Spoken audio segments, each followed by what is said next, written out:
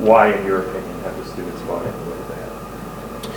Yeah, first of all, I mean, obviously, there's a difference between coming, and trying to have a winning season or versus building a program.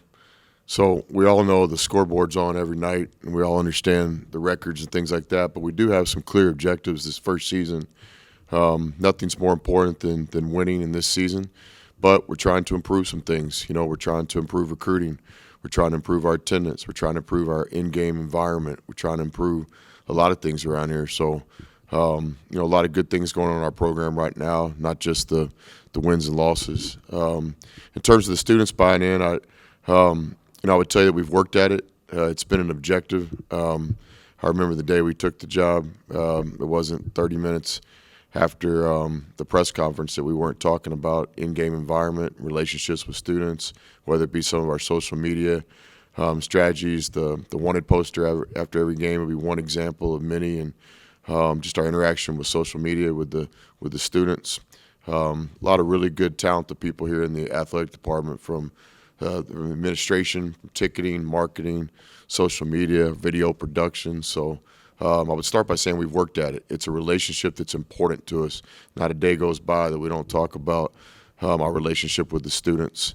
Obviously, winning helps.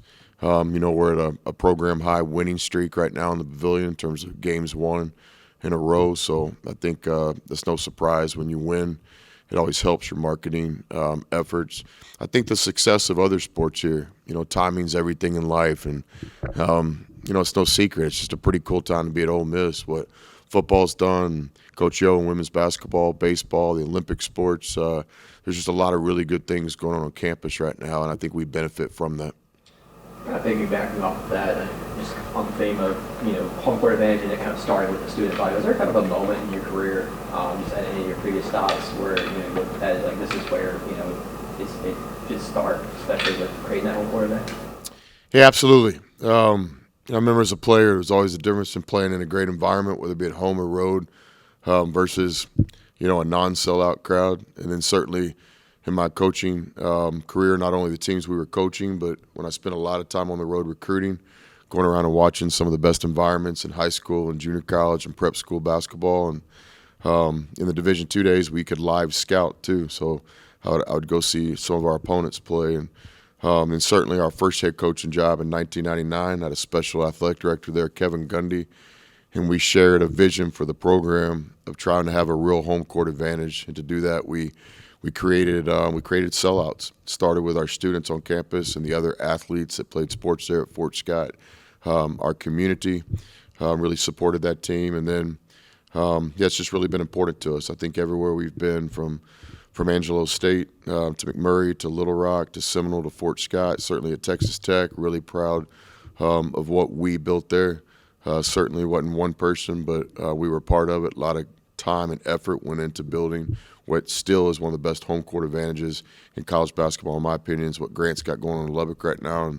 And certainly we built it at Texas quickly, and happy for what Rodney's doing there. And but no, it's important to us. It's something we've always thought about.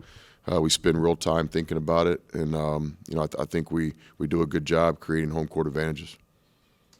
You have a feel for how TJ's doing? You talking about Caldwell? Okay, yeah. I don't call him TJ much.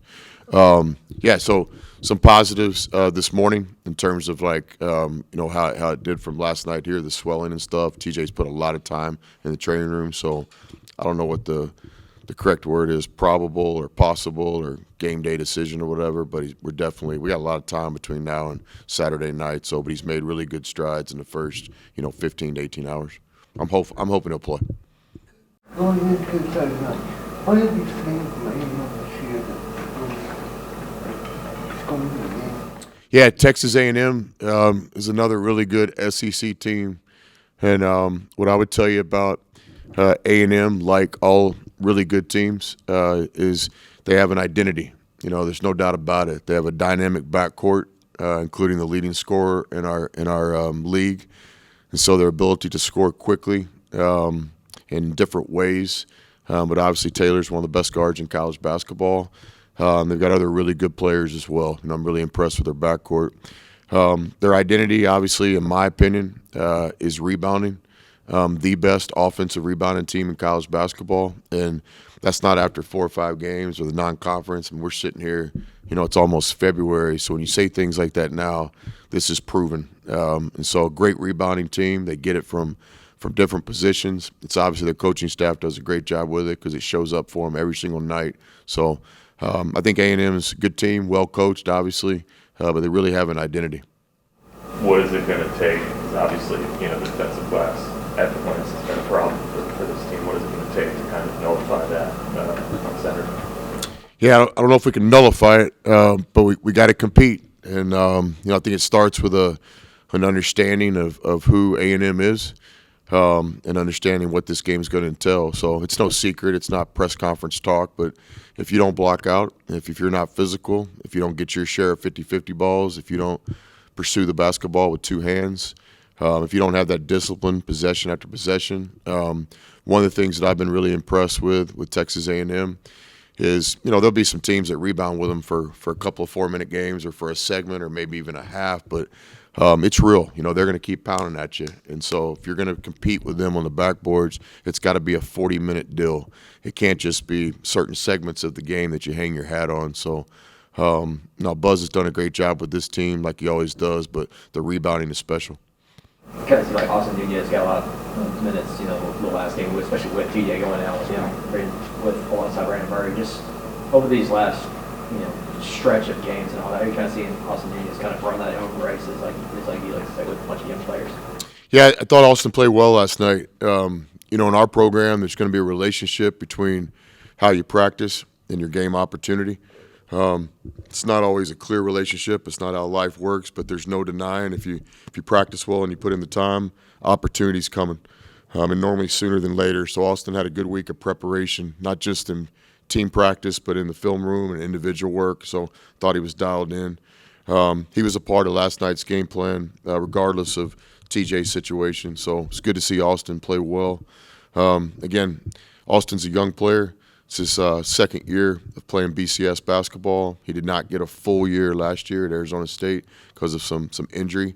So, a lot of season left for us, and I hope that last night was kind of a start for what Austin can continue to do for this team because we need him.